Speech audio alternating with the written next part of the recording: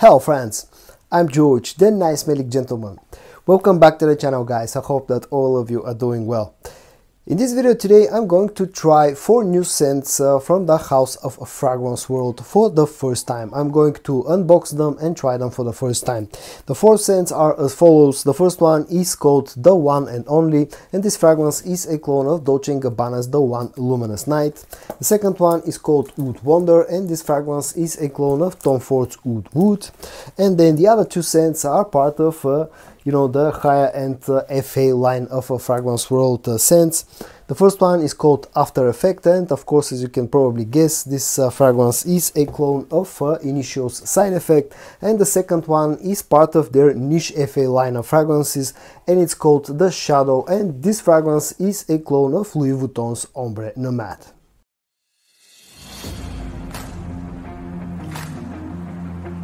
Okay, so for some reason my camera stopped recording while I was unboxing the fragrances, so I'll have to start all over with the unboxing. This is the box of the One and Only Moonlit Night, as it's the full name of the fragrance. The fragrance comes packaged in this blue and golden colored box, and once you take out the bottle, this is how the bottle looks. It has a very similar design to what you get with the original fragrance. You'll immediately recognize what this is cloning if you're familiar with the way that the original bottle looks. This is the sprayer. It's a bit on the weak side, although some of the other sprayers are actually quite a lot worse compared to this one. And onto the scent of this fragrance, The One and Only. Now, the original fragrance is known for having this a very sweet scent profile that relies heavily on the note of dates. Also has a lot of ambery sweetness. You get a touch of incense that adds a Middle Eastern vibe to the original fragrance.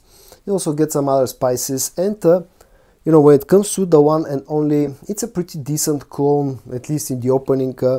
It lacks a bit of the sweetness that I get out from the original fragrance. Also, at least from the initial, impressions, it feels a little bit more smoky compared to the original scent. So even leans a little bit more into the sort of the Middle Eastern territory when it comes to the scent profile.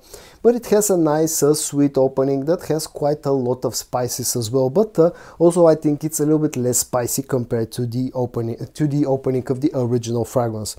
I'll give this one about 60 minutes to settle down, and I'll come back to check how the dry down is going. The next one is Oud Wonder, which of course is a clone of Tom Ford's Oud Wood. Package wise, it's very similar to what you get with the original fragrance, and also the bottle design is very similar to the original scent. This fragrance is 80 milliliters in bottle size, and the concentration is EDP, and the One and Only has also EDP concentration, but it comes in a 100 milliliter bottle size.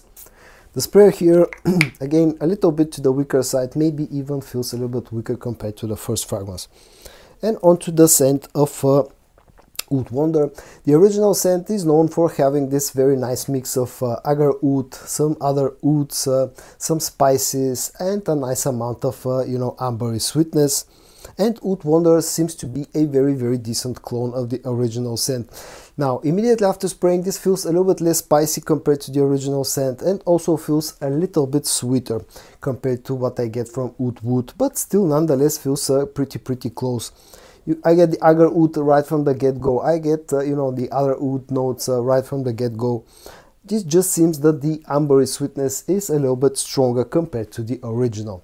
Again, I'll give it about 60 minutes to settle down, and I'll come to check it when it comes to the dry down. The next one in line is After Effect from FA Paris, which is sort of the higher end line of fragrances of Fragrance World.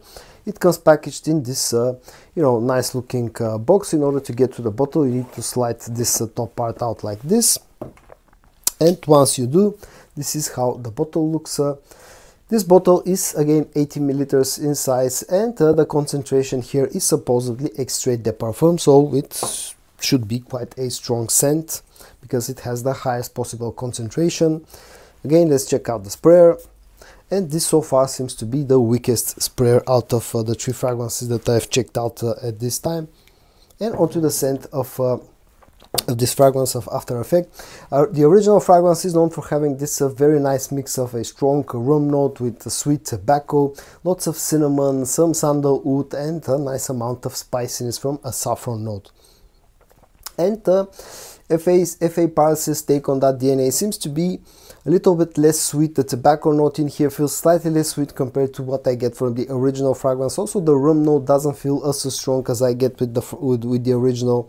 The cinnamon seems to be slightly stronger compared to the original, and also this feels a little bit less spicy compared to the original, but I bet that in the air it smells almost identical to the original scent.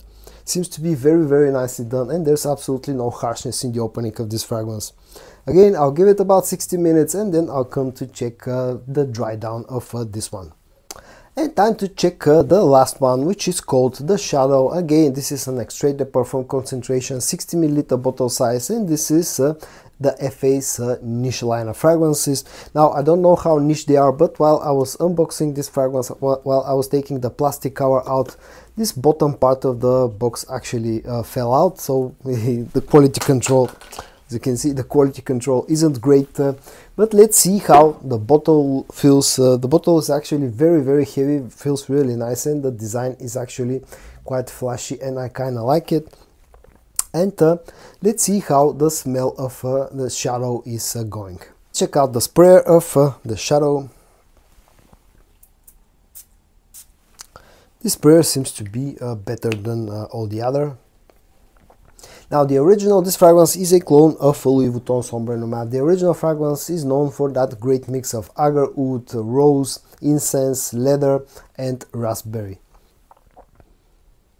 And yeah, this one seems to be a very nice take on the original scent. Immediately after spraying, this probably will be a very strong fragrance. I can pretty much tell that right after I've sprayed it for the first time. I pick up a ton of the rose, a ton of the agar oud, a lot of incense. There's also a nice amount of sort of a fruity sweetness from the raspberry. Also a saffron note in here. The leather is here definitely. This seems to be a very nice take on the original scent. Again, I'll give it about 60 minutes and I'll come back to check the dry down of the Shadows. And so about 60 minutes have passed since I tried all 4 fragrances initially, so let's check out the dry down of all 4 of them. And again, I'll start in the same order, and I'll start with the one and only Moonlit Night. Now, the opening seemed to be pretty close, and the dry down again seems to be pretty close to the Luminous Night, the original fragrance that this is cloning. But this one still feels a little bit less sweet compared to the original. It felt that way in the opening, feels the same way on the dry down, feels a little bit more smoky, and feels a little bit greener for some reason. I don't know if it's down to the basil note or something like that, but this fragrance has a little bit more incense, it feels a little bit more smoky compared to the original, slightly less sweet, and also a little bit greener. I can't exactly put my nose on what exactly brings those green vibes, but it doesn't feel like it's super close to the original scent. Lacks a bit of the sweetness. I'll keep testing this one out to see how the performance is going, how it's changing over time, with maceration. But so far seems to be let's call it a decent clone of the one and only Luminous Night. The next one is Oud Wonder, and again, like the first fragrance that I just talked about, the dry down here again doesn't feel it's super close to the original scent. It feels a bit of the feels like it lacks a bit of the strength of the agar oud. This feels a little bit more woody and has a little bit more emphasis on the ambery sweetness compared to the original scent. Also feels a little bit less spicy, and even kind of I pick up kind of a soapy vibe out of it. Maybe feels a little bit fresher compared to the original. Now, that's not necessarily a bad thing. In fact, this may end up being a little bit more wearable for a lot of people out there compared to the original scent. But it's an interesting take on the original fragrance. I like the original scent. I like some of the clones and the alternatives of the original, and I'll definitely keep my eye on Oud Wonder just to see how this one evolves with time and how the performance is going before I do a full review of Oud Wonder. The next one is After Effect from French Avenue.